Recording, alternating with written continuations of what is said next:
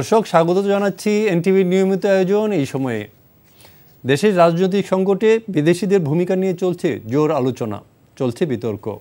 বলা হচ্ছে রাজনৈতিক দলগুলো যতটা না মাঠের রাজনীতিতে গুরুত্ব দিচ্ছে, তার চেয়ে কূটনৈতিক তৎপরতাকেই বড় করে দেখছে।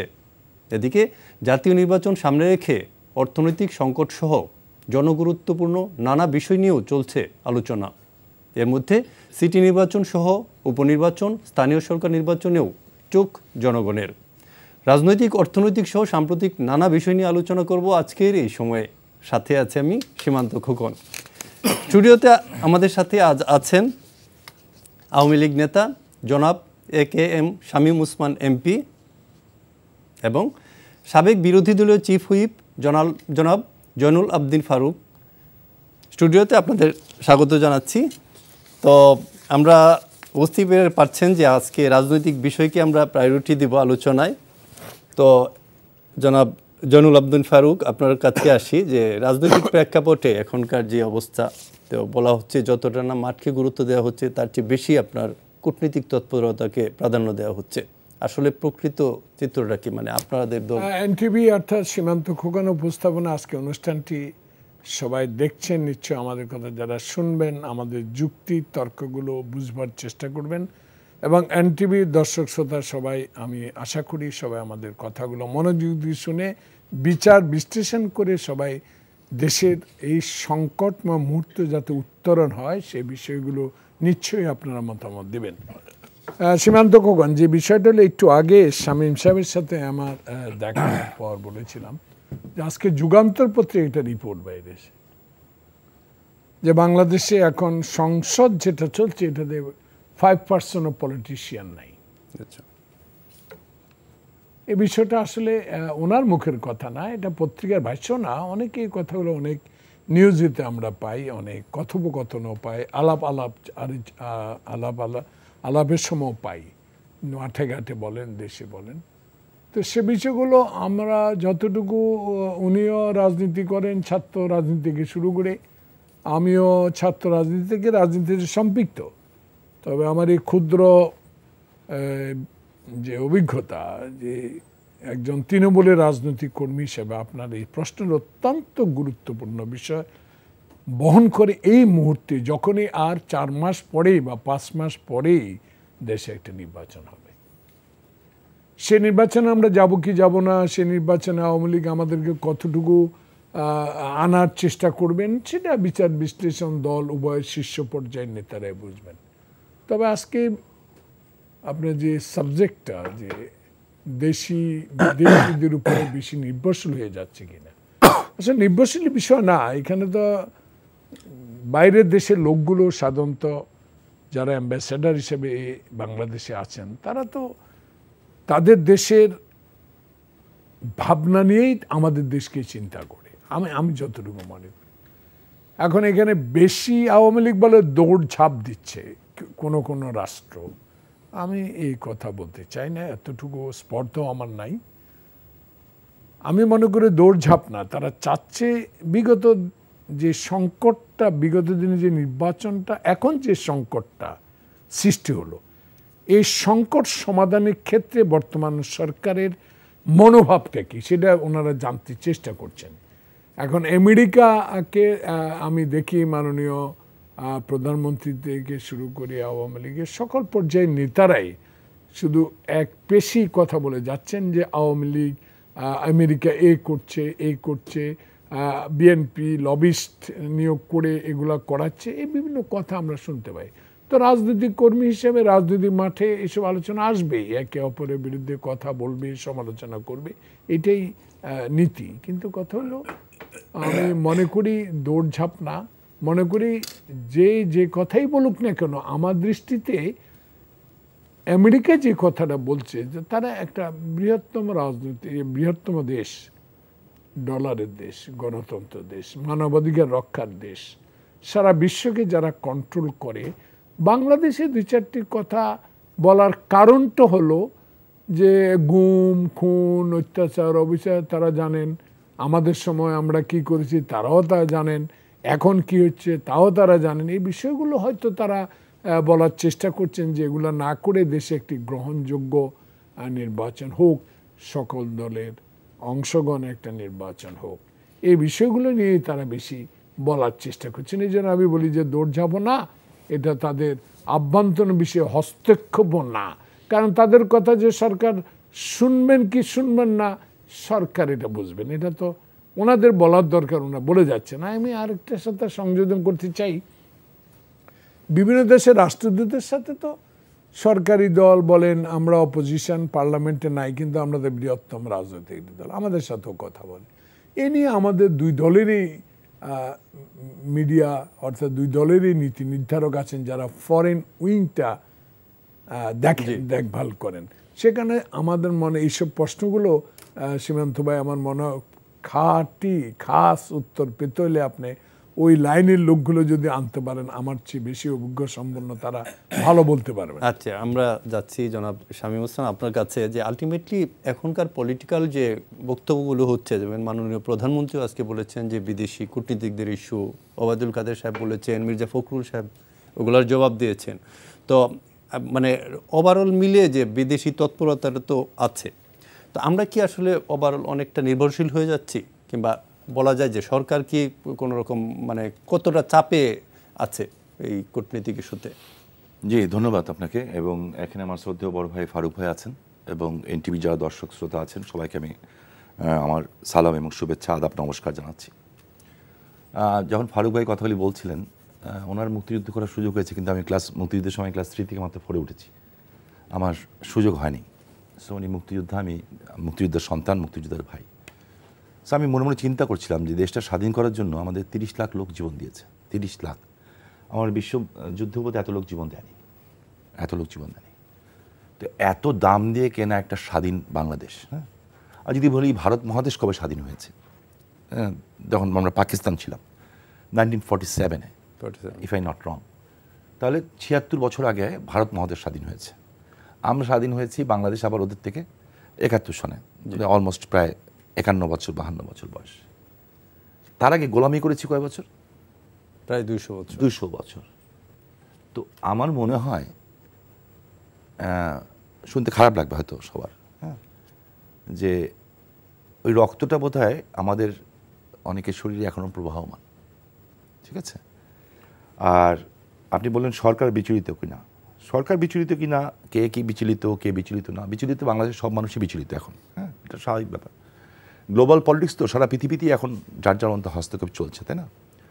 আর আমার যেটা ধারণা যে জাতির পিতার কন্যা শেখ হাসিনা, উনি বিচলিত হওয়ার মানুষ না, মাথা নত করার মানুষ না। হস্তক্ষেপটা কখন মানে ব্যাপকভাবে প্রকাশ পেয়েছিল? 2001-এ আমরা কিন্তু সর্বোচ্চ ভোট পেয়েছিলাম। যেমন আমি রাত্রে 3:30-এর সময় বললো শামীম ওসমান 34,000 ভোটে পাশ করেছেন। আমার জাতির পিতার কন্যা শেখ হাসিনা ফোন করে বললেন তুমি পাশ করেছো। আমি না, বাক্স অলরেডি আবার নিয়ে গেছে। হ্যাঁ, তারা যারা দায়িত্বে ছিল সেনাবাহিনী যে বললো আমাদের লোকজনকে বের করে দিয়ে ওই 34,000 ভোট আরেকজনের নামে ঘোষণা করে দিল। ভালোই হয়েছে, নাহলে হয়তো মরতাম, কিংবা আরও অনেক মানুষ মরতো। 16 জনে বোম ব্লাস্টে আমাকে মারা হয়েছে, আমাদের চেষ্টা করা হয়েছিল। সো আমরা, আপনার কথা সঠিক যে আমরা আস্তে আস্তে কোনো না কোনোভাবে এগুলিতে জড়িয়ে যাচ্ছি। আমেরিকা হোক, রাশিয়া হোক, কিংবা চায়না হোক, হোয়াট এভার ইট ইজ, কিংবা ভারত হোক, আমরা সব দেশের সাথে আমাদের যে পররাষ্ট্রনীতি, আমাদের সবার সাথে বন্ধুত্ব, কারোর সাথে আমাদের শত্রুতা না। আমরা একটা গ্রোয়িং আপ কান্ট্রি। আমরা ছিলাম কোথা থেকে কোথায় এসেছি, হ্যাঁ, সেই জায়গাটা আমাদের দেখতে হবে। আমরা উঠে দাঁড়িয়ে গেছিলাম মোটামুটি, কিন্তু এই ইউক্রেন রাশিয়ার যুদ্ধ এবং করোনার কোভিডের পজিশনের কারণে আমরা কিন্তু আজকে আবার একটা ধাক্কা খেয়েছি। আমরা ধাক্কা খাইনি, সারা বিশ্ব ধাক্কা খেয়েছে। কয়েকদিন আগে আমি বাইরে গেছিলাম, আমি টার্কি গেলাম। টার্কির মেন ফুড হচ্ছে আপনার মানে মাংস। হ্যাঁ, মাংস হলো মেন ফুড। 120 লিরা ছিল 1 কেজি মাংসের দাম। সেখানে সেই মাংসের দাম হয়েছে 282 লিরা, ডবলেরও বেশি, প্রায় 200 টাইমস। কিন্তু টার্কির মানুষ কিন্তু ঠিকই এরদোগানকে ভোট দিয়েছে, কারণ তারা বুঝেছে যে এটা সারা বিশ্বের প্রবলেম, এটা টার্কির প্রবলেম না। So he is the leader, he can overcome, এটা ওরা বিশ্বাস করেছে দেখে হয়তো উনি পাশ করেছেন, তাও একবার না দুইবার না, কয়েকবার। হ্যাঁ, তাই সামনে নির্বাচন হবে। এই নির্বাচনে মার্কিন যুক্তরাষ্ট্রের কথাটা বলেছে, আমার কাছে আমি কথাটাকে সাপোর্ট করি, ইন আ সেন্স এইভাবে সাপোর্ট করি, ওনারা ফারুক ভাই একটু মিস্টেক করেছেন। ওনারা ফারুক ভাই ওনাদের এটা ট্রান্সলেট করেছেন যে সকল দলের অংশগ্রহণে। মার্কিন যুক্তরাষ্ট্র কিন্তু এই কথা বলেনি, সকল দলের অংশগ্রহণ সম্বন্ধে তারা কোনো কথা বলেন নাই। মার্কিন যুক্তরাষ্ট্র যেটা বলেছেন একটা সুষ্ঠু এবং গ্রহণযোগ্য নির্বাচন। কে আসবে কে আসবে না এই কথাটা আগের বার বলেছিল, এইবার কিন্তু তারা এটা বলেন নাই এবং বলেছেন এই সুষ্ঠু এবং একটা গ্রহণযোগ্য নির্বাচনকে যারা বাধাগ্রস্ত করবে কিংবা অসুষ্ঠু করার চেষ্টা করবে, ধরেন আমরা সরকারি দল ক্ষমতায় থেকে রিগিং করার চেষ্টা করব, কিংবা কেউ এসে মনে করে আগুন জ্বালিয়ে দিয়ে পুলিশ এজেন্টকে প্রিজাইডিং অফিসারকে মেরে ফেলবে, কিংবা ট্রেন জ্বালিয়ে দিবে, যেটা 13-14-তে হয়েছে, হোয়াট এভার ইট ইজ, তাদের ব্যাপারে তারা এটা দেখবেন। সো এখন যেমন বিএনপি বলছে আমরা নির্বাচন হতে দেব না, এটাও কিন্তু একটা বাধা, গণতান্ত্রিক প্রক্রিয়ায় বাধা। নির্বাচন হতে দেব না এই কথাটা বলা উচিত যে এইটা হলে নির্বাচন করব না। সো আপনি তো সংবিধান বদলে ফেলতে পারবেন না। আপনি যদি বলেন হ্যাঁ বদলাতে হবে, তাহলে আপনি জনগণের কাছে যান, জনগণকে দিয়ে যদি পারেন আপনি আন্দোলন করে বদলাতে পারেন। কারণ আওয়ামী লীগ কোনো ভেসে আসা দল না। হ্যাঁ, আওয়ামী লীগ কিন্তু জনগণের থেকে সৃষ্টি হওয়া একটা দল, আর এই দল মানুষকে প্রমাণ করেছে যে হোয়াট দে ক্যান ডু। যদি আপনি আমাকে এক মিনিট 1.5 মিনিট সময় দেন, তো আমি জাস্ট আপনাকে স্ট্যাটিস্টিক্স দিয়ে একটু বলতে চাই যে কেন মানুষ এখন এটা বলবে। দেখেন, অর্থনীতির প্রেক্ষাপট বলি। হ্যাঁ, 2006 সনে আমাদের পার ক্যাপিটাল ইনকাম ছিল, মাথাপিছু আয় ছিল $543, এখন হচ্ছে এটা $2,756। আর মাথাপিছু আয় পিপিপি যদি ধরি তাহলে ছিল $1,724, এখন হচ্ছে $8,779। ঠিক আছে। বিদ্যুৎ দেখেন, কিছুদিন আগে বিদ্যুতের ক্রাইসিস ছিল, সব যেন উল্টে পাল্টে গেল, কিন্তু মধ্যখানে কিন্তু বিদ্যুৎ থাকতো না যখন আমরা ক্ষমতা এসেছি। বিদ্যুৎ ছিল তখন 2006-এ বিএনপি জামাত জোটের সময় 782 মেগাওয়াট, আর আজকে হচ্ছে 25,227 মেগাওয়াট। হয়তো বলা হবে যে এই বিদ্যুৎ বানিয়ে চুরি করা হয়েছে, বাট এই বিদ্যুতের কারণেই কিন্তু আজকে আপনার এই জায়গায় আমরা আসতে পেরেছি, না উইদাউট দ্য বিদ্যুৎ আপনি you cannot do the industry. বিদ্যুৎ সুবিধাভোগী হার বিএনপির সময় ছিল, জামাতের সময় ছিল 28%, এখন হয়েছে 100%। 100% আর কোথায় 28%, এই জিনিসটা আপনি একটু চিন্তা করলেই বুঝতে পারবেন যে এই অবস্থাটা কোথায়। আর আরেকটা জিনিস আমি বলি, যেমন ধরেন একটা ছোট্ট জিনিস বলি, আমাদের বাজেট, বিএনপির সময় বিএনপি যখন বাজেট দিয়েছিলেন সেই বাজেটের আকার ছিল 61,000 কোটি টাকা। আজকে এই যে সারা পৃথিবীর টালটালামান অবস্থান, তার মধ্যেও বাজেট দিয়েছে আমাদের বর্তমান সরকার 7,61,785 কোটি টাকা, মানে 10 গুণ বেশি বৃদ্ধি পেয়েছে। জিডিপির আকার 4,15,000 ছিল 4,15,072 কোটি টাকা ছিল, এখন হয়েছে 50,31 লক্ষ কোটি টাকা, অর্থাৎ 12 গুণ বৃদ্ধি পেয়েছে। বার্ষিক উন্নয়ন কর্মসূচি 13 গুণ বৃদ্ধি পেয়েছে। বৈদেশিক মুদ্রার রিজার্ভ, এটা অনেকে বলে রিজার্ভ কমে যাচ্ছে। যখন আমরা ক্ষমতা হাতে নিয়েছেন জাতির পিতার কন্যা শেখ হাসিনা, তখন ছিল 0.744%, আর এখন হয়েছে এই খারাপ আমরা ধাক্কা খাওয়ার পরেও এখন এই রিসেন্টলি যেটা আছে 30.83 বিলিয়ন মার্কিন ডলার, মানে 33 গুণ বৃদ্ধি পেয়েছে। রপ্তানি আয় তখন ছিল $10.5 বিলিয়ন, এখন পেয়েছে 52.97 বিলিয়ন মার্কিন ডলার। মানে এগুলি সবগুলি পড়তে গেলে অনেক সময় লাগবে। সো থিং ইজ দ্যাট, মানুষ চায়টা কি? হ্যাঁ, বলবে সবাই বলে, এটা আমার কাছে শুনে অবাক লাগে যে আমাদের কথা বলতে দেয় না, আমাদের কি বাক স্বাধীনতা নাই। টেলিভিশনের টক শোতে কিন্তু 14 গোষ্ঠী উদ্ধার করে ফেলছে। আমাদের ডিজিটাল প্ল্যাটফর্ম, ঠিক আছে, আমরা ডিজিটাল প্ল্যাটফর্মে, তখন বলছে ডিজিটাল আবার কি? এখন যেমন বলছি স্মার্ট বাংলাদেশ কি, তখন বলা হচ্ছে ডিজিটাল কি। ওই ডিজিটালে দেখি ইউটিউবে আহামরি এমন কোনো মানে আমার কাছে মাঝে ঘৃণাও লাগে যে এরা কাদের সন্তান কিংবা কাদের পরিবারেরা, এমন আমাদেরকে হোক কিংবা ফারুক ভাইদেরকে হোক, যাকেই হোক, এমন অশ্লীল ভাষায় খারাপ কথা বলে, গালাগালি করে। হ্যাঁ, এবং সাংবাদিকদেরকেও বেশ কিছু তো করে। সো তাহলে আটকাচ্ছে কোন জায়গায়? মিটিং মিছিল সবই তো হচ্ছে। যেমন গত পরশুদিন আমার নারায়ণগঞ্জের কনফারেন্স হলো, আমি নিজে বিদেশে থেকে অবাক হয়েছি। They are not getting any permission, তারা পারমিশনও নেয়নি, পারমিশন ছাড়াই তারা সম্মেলন করেছে এবং বলেছে আমরা পারমিশন নেব না। সো তাও তো হলো। আচ্ছা, জনাব জয়নুল আবদিন ফারুক, আপনার কাছে আবারও আসছি। তো আপনাদের তো বিএনপির আন্দোলন হচ্ছে, 10 দফা দাবিতে যে আন্দোলন হচ্ছে, এর এখনকার কর্মসূচি হলো যে তারুণ্য সমাবেশ, আগামীকালও বগুড়ায় সমাবেশ আছে। তো এই যে নির্বাচন এত কাছাকাছি সময় আসার পরে, মানে দেখা গেল যে আসলে অনেকেই ধারণা করছিল যে একটা হার্ড লাইনে যাবে আন্দোলন, বিএনপির আন্দোলন এসে, এটা কি আপনি মনে করেন না যে তারুণ্য সমাবেশ বা এই টাইপের একটা সফট কর্মসূচি আপনাদের? আসলে আগে আমি বলেছিলাম যে শামীম কতগুলো কথা বলেছে, এগুলা বই থেকে বা লিপি থেকে পড়ে শুনিয়েছে, আমাদের সময় এই ছিল, ওনাদের সময় এই হয়েছে। এটা একটা আমার মনে হয় এটা শামীমের মতো একজন অভিজ্ঞ রাজনীতিবিদ পুঁথির মতো পড়ে এনটিভির দর্শক শ্রোতাদেরকে আমার মনে হয় খুশি করতে পারেন না আপনি। কারণ আপনি বলেছেন আওয়ামী লীগ ভেসে আসে না, আমি আওয়ামী লীগ সম্বন্ধে কোনো কথাও বলি নাই। আপনি এটা ভেসে আসুক না আসুক, এটা আমার মতো ক্ষুদ্র রাজনীতি ব্যক্তি আওয়ামী লীগ নিয়ে কথা বলা আমি ঠিক মনে করি না। তবে আমি এইটুকু দিতে চাই যে বিএনপি স্বাধীনতা ঘোষকের দল, ওইটাও বুড়িগঙ্গা থেকে ভেসে আসে নাই। আপনি দেখেন একটা জিনিস আমি বারবারই বলতে চাই আপনাদেরকে, যে বাংলাদেশ জাতীয়তাবাদী দল এখন তারুণ্যের সমাবেশ করছে, এটাকে আপনি সফট নরম কর্মসূচি, এটার খাস বাংলা হলো নরম কর্মসূচি কেন দিচ্ছেন, গরম কর্মসূচি কেন দিচ্ছে না?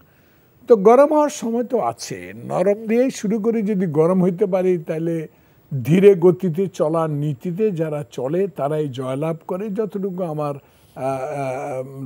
লেখাপড়া করে বইয়ের ইতিহাস পড়ে যতটুকু আমি জেনেছি, সেখানে আমি মনে করি সফট বলেন আর গরম বলেন আর কঠিন বলেন, আন্দোলনে। তো এই সমাবেশ থেকে আমি একটা জিনিস চট্টগ্রামে দেখেছি, আগামীকাল বগুড়া হবে, চট্টগ্রামে আমি নিজেই ছিলাম, আমি দেখেছি মোটামুটি খুব ভালো এবং জোরালো একটা উপস্থিতি আমি দেখেছি। এই উপস্থিতিতে মনে করিয়ে দিতে চাই সরকারকে যে আমরা প্রিপারেশন নিচ্ছি, আমরা শান্তিপূর্ণ কর্মসূচিতে বিশ্বাস করি। অতীতেও আমরা ছিলাম, মানে বিগত সেপ্টেম্বর মাস থেকে যেসব কর্মসূচিগুলা বিএনপি থেকে দেওয়া হচ্ছে সেগুলা দেখুন, চট্টগ্রামে ছিল 11 তারিখ, ওই দিন সেম জায়গায় আবার আওয়ামী যুবলীগ একটা সম্মেলন করে দিয়ে দেখেছে, সেখানে আমাদের নেতা বলেছে নো, কোনো হাতাহাতি কিলাগিলি রাজনীতিতে নাই, আমরা শিফট করো, আমরা 14 তারিখ করে ফেলেছি। 14 তারিখে তারা দেয়, তাও মঞ্চ ভাঙছে এখানে করে না, ইতিহাস। তো সেখানে সফট নরম কর্মসূচি দিয়ে যদি সরকার পতন করতে পারি, গরমের প্রয়োজন নেই। কারণ গরম করতে গেলেই শামীম সাহেবেরা বলবে রেল লাইন উপড়ে ফেলাইছে, বাসে আগুন ধরে দিছে, লগি বৈঠা দিয়া মানুষ মারলেও সেটার কোনো উত্তর নাই, এইসব কথা বলবে। এই জন্য যদি নরম কথা বলে যদি শক্ত দাবিগুলা ওনাদের ভাষায়, আমাদের ভাষায় হলো জনগণের এসব দাবি, এগুলো যদি মেনে নিতে পারি তাহলে তো আপনার আমার জনগণ খুশি হবে। সেই জন্য আমরা একটা বার্তা আওয়ামী লীগকে পৌঁছায় দিতে চাচ্ছি যে আমাদেরকে তো আন্ডারস্টিমেট না করাটাই ভালো। রাজনীতিবিদরা করুক ওনার আন্নাসের, অন্য কোনো কিছু এসে আবার 111-এর মতো আমাদেরকে জেলে নিয়ে যাক, এই বিষয়টি কিন্তু অন্তত বিএনপি চায় না। তাই বিএনপি চায়, তারেক রহমান সাহেব একটা কথা বলেছে আমি কদিন আগে লন্ডন থেকে এসেছি, আমার ভালো লেগেছে একটা কথা, যে বাংলাদেশে আমাকে বা আমার মাকে প্রধানমন্ত্রী করার জন্য না, বাংলাদেশের মানুষের ভোটাধিকারটা ফিরে পাওয়ার জন্য, প্রতিষ্ঠা করার জন্য, যে জিনিসটা শামীম সাহেবেরা 2014-তে করেছে, 2018-তে করেছে, এই ভোটের অধিকারটা ফিরিয়ে আনার জন্য আমরা যে সকল কর্মসূচি নরম ভাষায় বলেন আপনি, গরম ভাষায় বলেন, এগুলো দিয়ে গেছি এবং দিচ্ছি।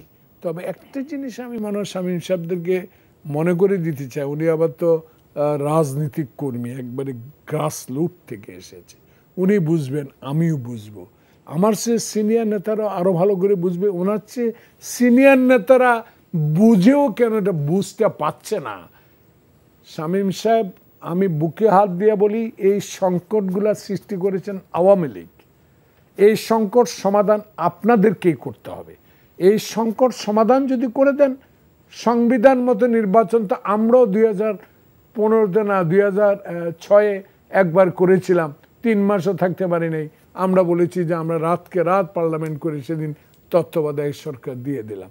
আমার প্রশ্ন এখানে যে আপনারা যদি এই তত্ত্বাবধায়ক সরকার নিয়ে তালবাহানাটা না করতেন, এই প্রথাটা বিলুপ্ত না করতেন, একক সংখ্যাগরিষ্ঠতা দ্বারা দেশের সংবিধানকে আপনারা তছনছ করে দিয়েছেন ভোটের মাধ্যমে না, যদি ভোটের মাধ্যমে হয়তো তাহলে এখন আপনাদের ভাষায় আপনাদের কথাই মনে করিয়ে দিই, আপনাদের সরকারে বলছে যে গ্রামে গঞ্জে টুকরি করে বিদ্যুৎ বিক্রি হয়, কেনার লোক নাই।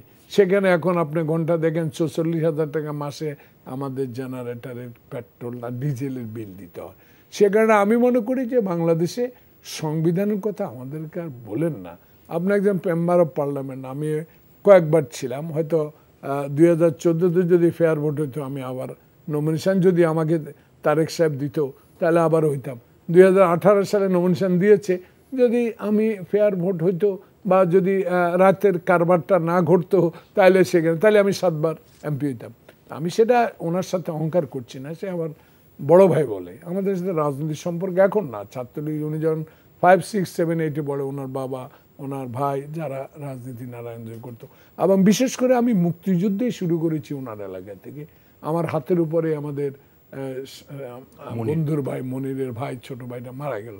তো সে কারণে আমি মনে করি যে ওনার সাথে আমার রাজনীতি কোনো দ্বন্দ্ব নাই। দ্বন্দ্ব একটাই, যা দয়া করে আর সংবিধানের কথাটা বলেন না। সংবিধান আপনারাই পরিবর্তন করবার পারবেন। সংবিধান থেকে আপনারা তত্ত্বাবধায়ক সরকার বাদ দিয়েছেন, আবারও সংযোজন করার ক্ষমতা এখনো আপনাদের কাছে আছে। তাহলে সংকটটা আমাদের না, সংকট সৃষ্টি করছেন, সমাধানও করে দেন। তাহলে গরম যখন করব তখন দয়া করে আর এসবি গোয়েন্দা লোক পাঠায় আঙ্গ মিছিলের মধ্যে বোমা মারেন না, গাড়িতে আগুন দিয়ে আমাকে নাম দিয়েন না।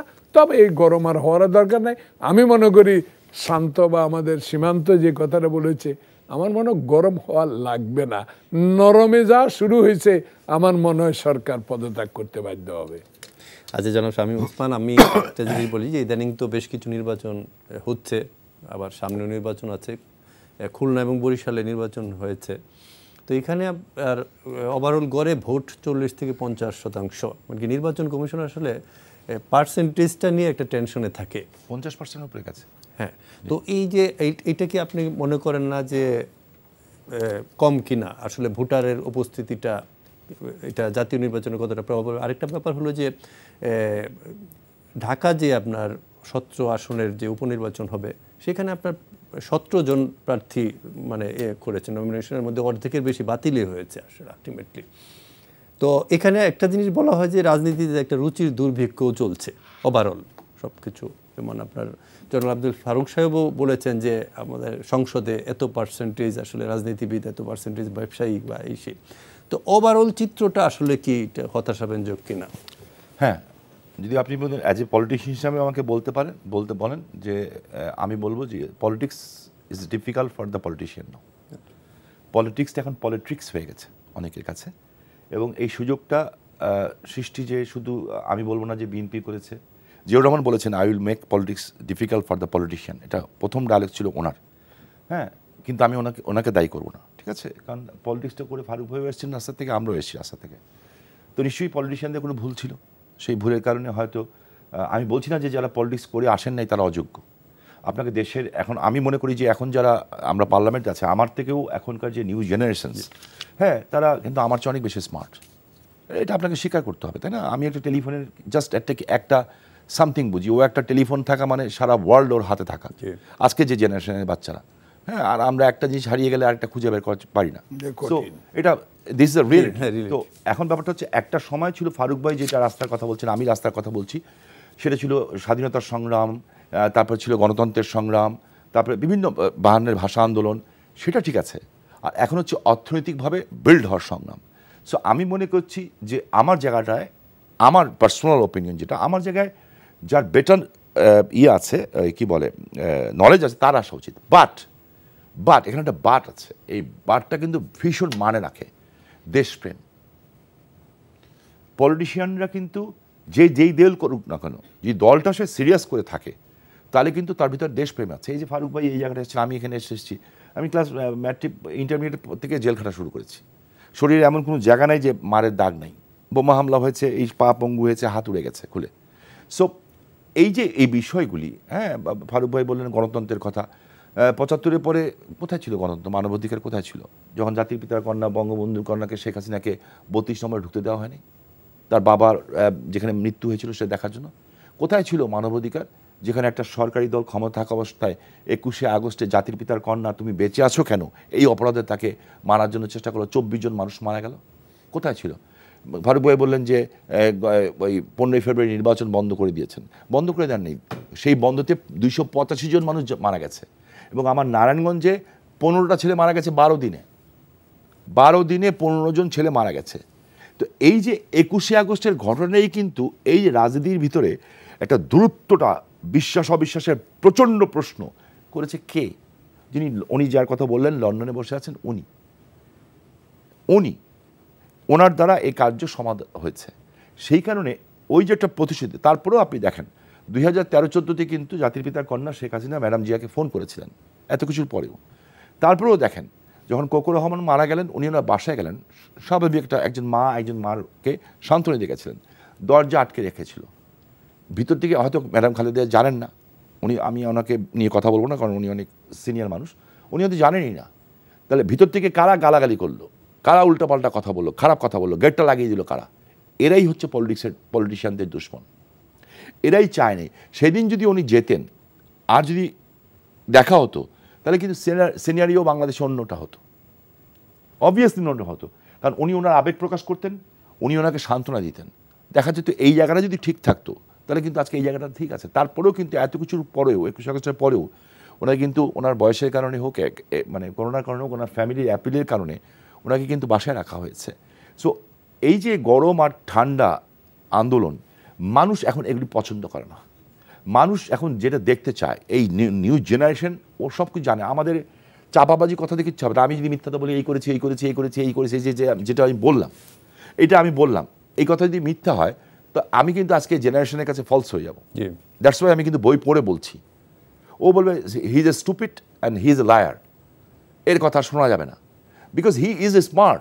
ও আমার চেয়ে বেশি স্মার্ট। ও দেখবেন এখন টিপের সাথে সাথে বের করে ফেলছে বাংলাদেশের প্রবৃদ্ধি কত, ও ডাটা বের করতে 10 মিনিট লাগে। আমাদের কাছে কিন্তু এটা সহজ। আমার মেয়ে একদিন ভূমিকম্প হয়েছে, আমি ফারুক ভাই গল্পটা বলি, একটু মজা শুনবেন। আমি তখন বসুন্ধরায় থাকি, প্রচণ্ড ভূমিকম্প হয়েছে, ও তখন ছোট, এখন একটা খুব ভালো ইউনিভার্সিটিতে পড়ছে, আল্লাহর রহমতে ওয়ার্ল্ডের বেস্ট একটা ইউনিভার্সিটিতে পড়ছে। তো ও যখন ভূমিকম্প হয়ে বাড়িটা ঠিক এইভাবে কাঁপছে, তো আমি দেখলাম আমার ছেলে, আমি, মেয়ে সবাই দৌড় দিয়ে, ও দেখলাম হাতটা ছুটিয়ে আবার ঘরে ঢুকে ওর ল্যাপটপটা হাতে নিল। ল্যাপটপটা আমি প্রচণ্ড খেপে গেছি। আমি তোর ল্যাপটপ নেওয়ার সময়টা, কারণ আমরা 6 তলার থেকে নিচে নামবো দৌড়ে, ও ল্যাপটপটা নিয়ে ওর মধ্যে টিপছে, নিচে এসে বলছে বাবা কি ভূমিকম্পটা বার্মায় হয়েছে, বার্মার থেকে এখানে সিলেটে হিট করেছে, ওখান থেকে এখানে এসে হিট করেছে এত মাত্রায়। আমি বললাম তুমি জানলা কেমন করে? খানিকক্ষণ পরে যখন সব থেমে গেল, হাজার হাজার মানুষ, আবার ঘরে ফিরলাম, দেখলাম ও যা বললো তাই। আমার কাছে মনে হলো যে হাউ ইজ পসিবল, ওর কাছে এটা নর্মাল কমন সেন্স। সো আমি ফারুক ভাই, আমি বয়স 62 পাড়া দিয়ে দিয়েছি, ফারুক ভাই আমার চেয়ে সিনিয়র অবশ্যই হবেন। সো ওনারা দেশ স্বাধীন করেছেন, আমরাও দেশের জন্য সংগ্রাম করেছি, আমার বাবা গুলি খেয়েছেন, ভাইরা করেছেন, কেন? একটা বেটার বাংলাদেশ দেখার জন্য, একটা সুন্দর বাংলাদেশ দেখার জন্য। আমার মনে হয় যে আমাদের এই তর্কাতর্কিতে এই জেনারেশন এখন খুশি হয় না, তারা বেটার সাজেশন চায়। যদি বেটার সাজেশন যে দিবে তার পক্ষে তারা অবস্থান নেবে, তারা বেটার ফিউচার চায়। আমাদের দেশের মেধারা বাইরে চলে যাচ্ছে, কেন যাবে মেধারা বাইরে? আমার দেশেই তো কাজ করার সুবিধা আছে, যদি সুবিধা থাকে তার বাইরে যাওয়ার দরকার নেই। তো সো আমাদের আন্দোলন করা দরকার, ঠিক আছে। হ্যাঁ, অফকোর্স আওয়ামী লীগ মানে দুধে দাও তুলসী পাতা, এই কথা আমি জীবনে বলবো না।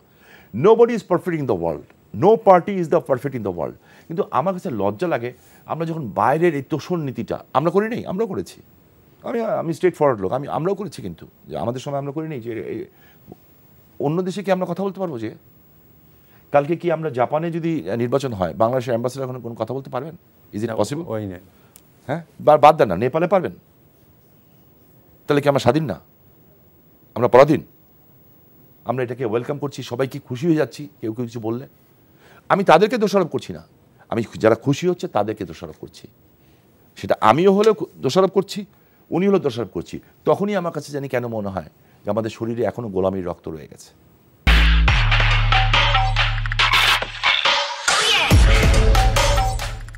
আবার যাচ্ছি আমরা জনাব জয়নুল আবদিন ফারুক।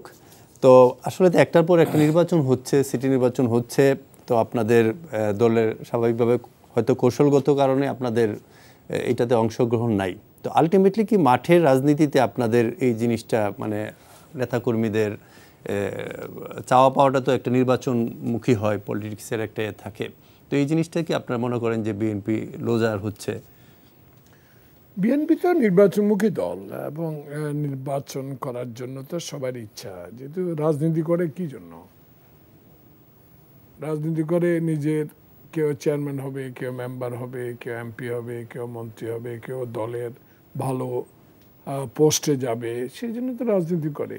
দলের সম্মেলন কেন করা হয়? যে একজন নেতা নির্বাচিত করার জন্য যারা যোগ্য ব্যক্তি, সেটা করা হয়। তা আমাদের দল তো নির্বাচন বিরোধী নয়, নির্বাচনের পক্ষে আমরা।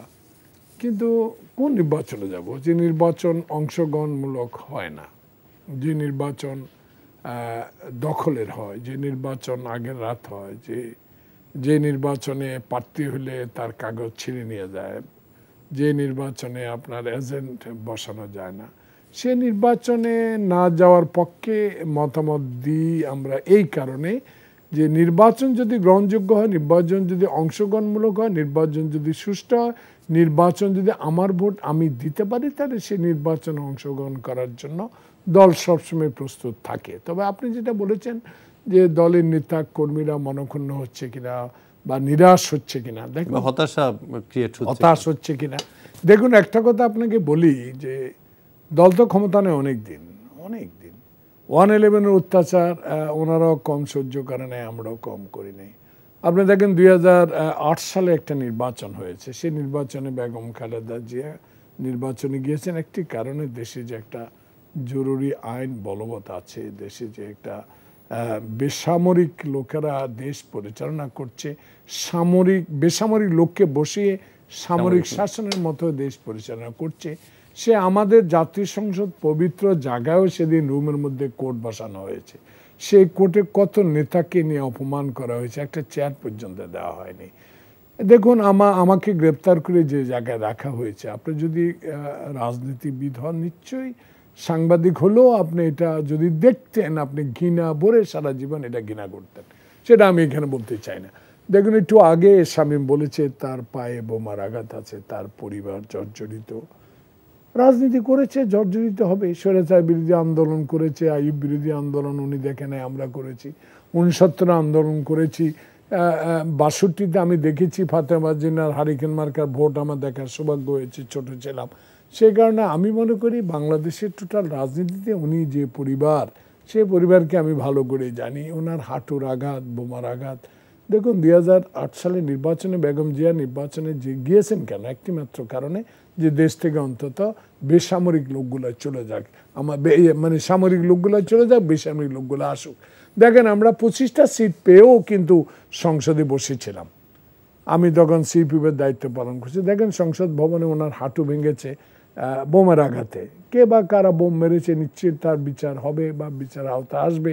আর আমার পাটা যারা ভেঙেছে, যাদের উপর আমরা নির্ভরশীল, আইন শৃঙ্খলা রক্ষাকারী বাহিনীর লোকে আমার পিটিয়ে হাঁটুটা ভেঙেছে। সেটা শামীম সাহেব নিজেই হসপিটালে গেছেন, দেখেছেন।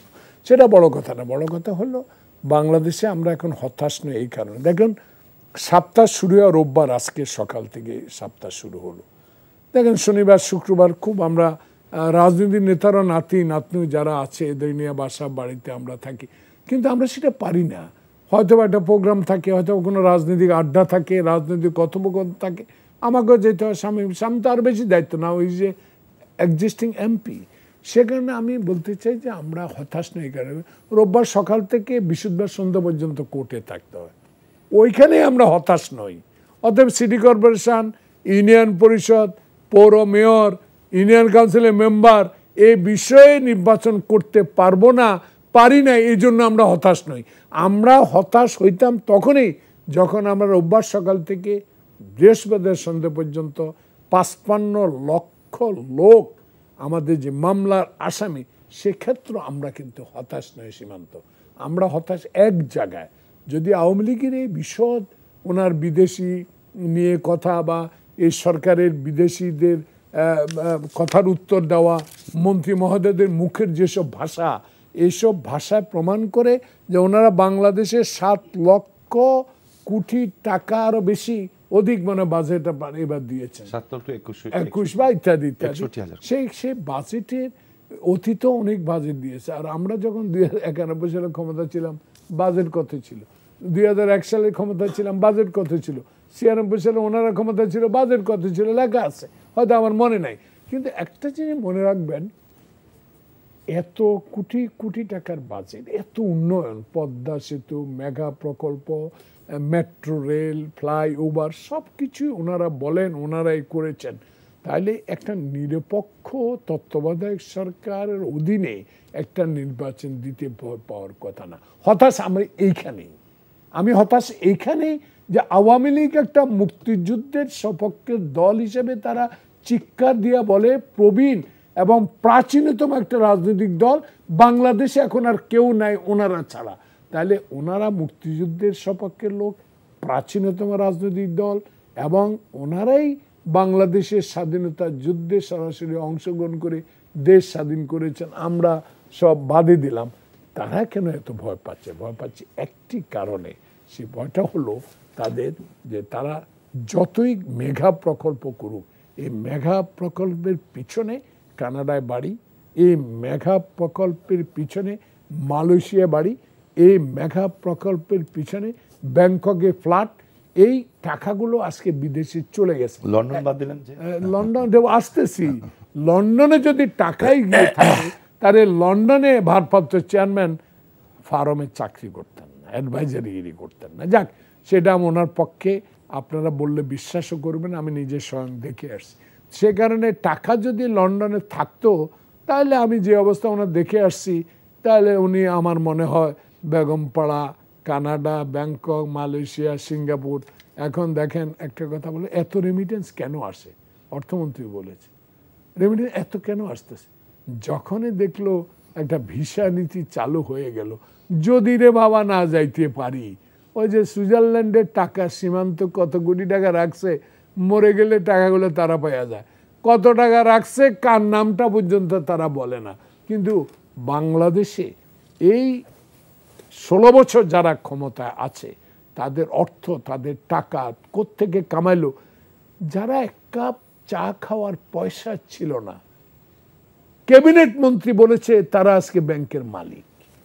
সীমান্ত, হতাশ আমি এইখানেই, আপনি আমার দেখছি হতাশ আমি এইখানে, স্বামী উত্তর দিবে, হতাশ আমি এইখানেই। আমি আর রাজনীতি করি, সেও রাজনীতি করে।